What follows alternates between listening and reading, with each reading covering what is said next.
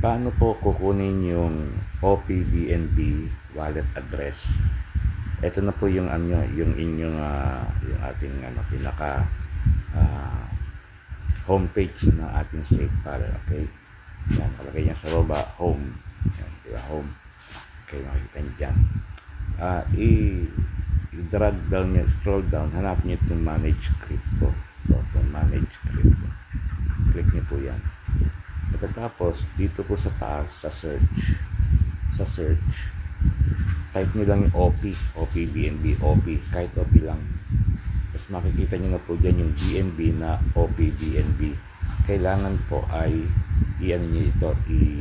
i-enable itong dot sa kanan, i-click nyo yan.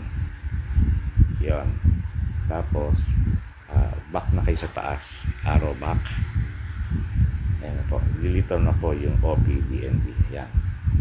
Nakita nyo na po OPBNB. Pag kinlik nyo po yan, i-click nyo po yung received. Yan. Diyan nyo makikita yung inyong wallet address. Okay. Gagawin nyo lang po ay i-copy.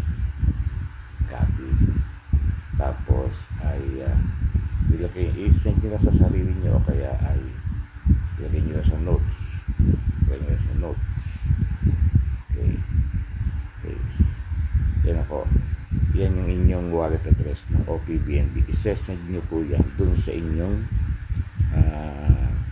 sponsor o kaya kung kanino kayo bibili. Halimbawa ay may bibiling kayo ng OPBNB, hahanapin sa inyo yung inyong OPBNB wallet address. Yan po yung pinaka address niya. Padala nyo po sa kanila. Okay po.